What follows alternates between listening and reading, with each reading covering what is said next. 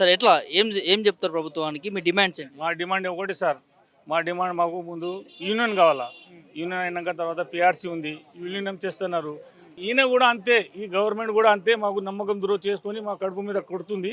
కానీ మా ఆర్టీసీ వాళ్ళకు ఒక్కసారి ఆర్టీసీ అంటేనే వాళ్ళకు బెనిఫిట్. ఆర్టీసీ లేకుంటే గవర్నమెంట్ ఏది నడది. ఆర్టీసీలో ఇంత 44,000 ఉద్యోగాలు ఉన్నారు. వాళ్ళ కుటుంబం, వాళ్ళ చుట్టాలు, వాళ్ళ పర్వతం అంతా ఉన్నారు.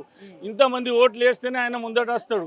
ఈసారి జడ్పీటీ ఎంటీసీ ఎలక్షన్లు ఉన్నాయి కాబట్టి ఆయన మాకు ఈ విలీనం మాకు ఫస్ట్ యూనియన్ ఇస్తేనే మా హరాస్మెంట్లు తగ్గుతాయి.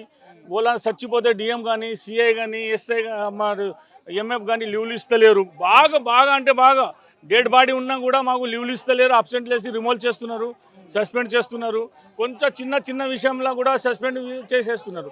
కాబట్టి మా ఒకటి డిమాండ్ సార్, మీ మీడియా ద్వారా మేము తెలియస్తున్నాం.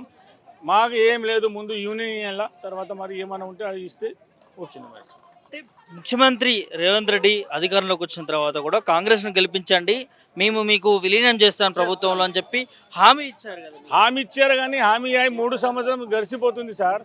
3 సంవత్సరం అయితే ఇంకా ఏం లేదు. సెక్రటరీ పోతే పొన్నారు సార్ కూడా అంతే, ఓలు చేసిన అంతే, ఏం చెప్తున్నారు పొన్నం ప్రభాకర్ సార్? చేస్తా అంటారు అంతే.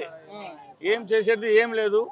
ఉత్తగా మాకు ఆర్టీసీలో వర్కర్ మీద పరేషాని ఉంది. ఒక్కొక్క లేడీస్ మాది పొద్దుగల పోతే సాయంత్రం 12 గంటలకు వస్తుంది.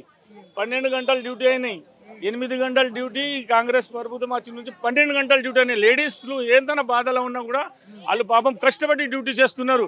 కానీ వాళ్ళు పట్టించుకుంటలేరు. ఈ గవర్నమెంట్ పట్టించుకుంటారని మేము అనుకున్నాం కానీ ఈ గవర్నమెంట్ కూడా చిత్తశుద్ధి లేని గవర్నమెంట్ ఉంది సార్.